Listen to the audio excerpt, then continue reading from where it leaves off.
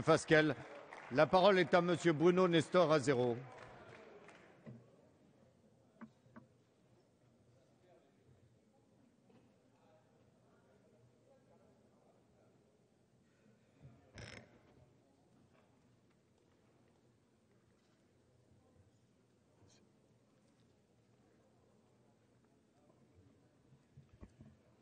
Madame la garde des Sceaux, Madame la ministre, Monsieur le Président, chers collègues,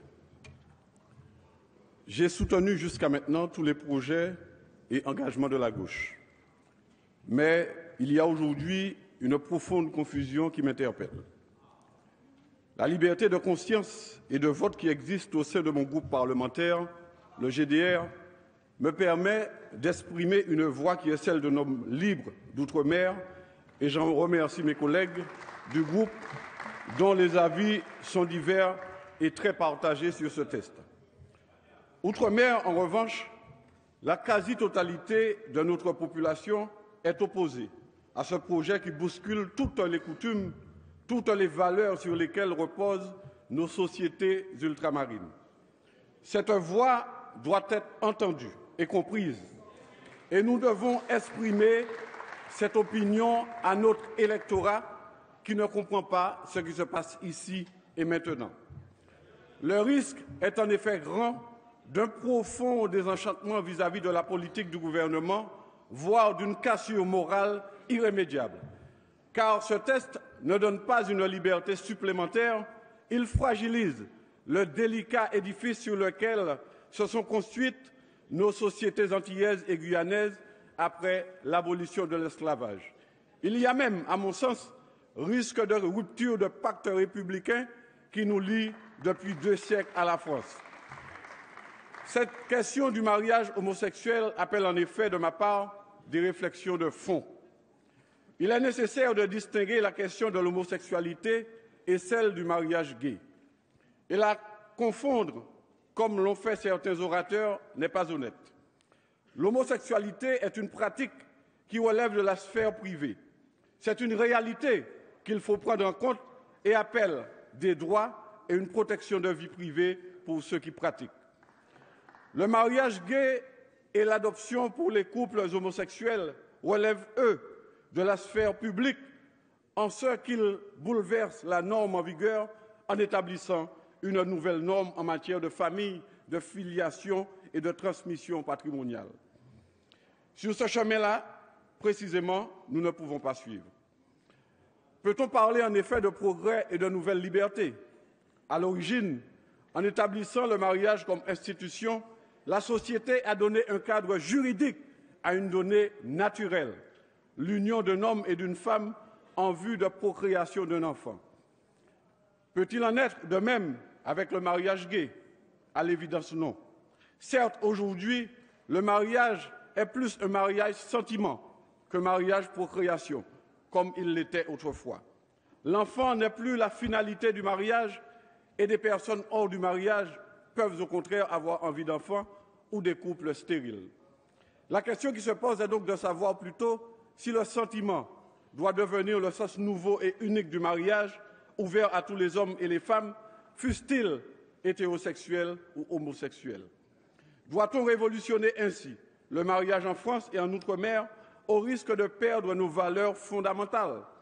Allons-nous vers cette société où l'individualisme hédoniste remplacera nos vieilles doctrines personnalistes et socialistes fondées sur la solidarité, la liberté, l'égalité? La famille, pivot dans notre société depuis les Constituants et la Révolution française, depuis l'émancipation de 1848, va-t-elle exploser au sens littéral du terme? Notre responsabilité est grande devant l'histoire. Moi, homme issu d'un peuple opprimé, réduit à l'esclavage, où le système social était un système qui refusait à un homme et à une femme de pouvoir avoir un enfant et de se marier légitimement, où le mariage était interdit et fut une conquête de la liberté, j'affirme le droit à l'égalité dans la différence et non dans le même, le semblable, l'unique.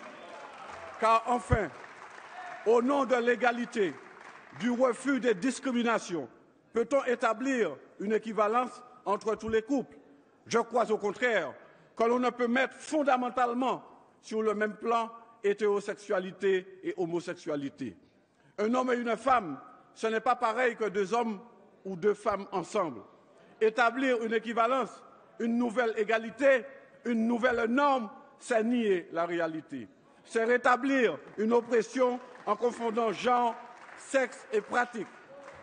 C'est un dictat de la pensée contre l'humanité vitale et les droits de l'homme et de la femme.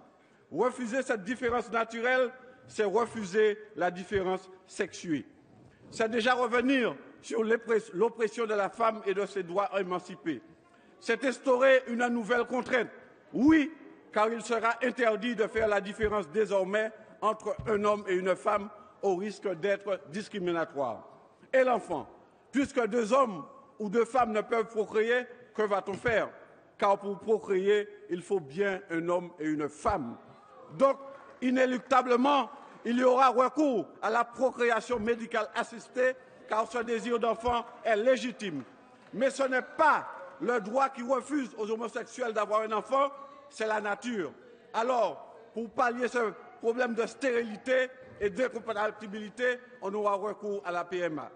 Où est donc le progrès social? Où est la liberté nouvelle?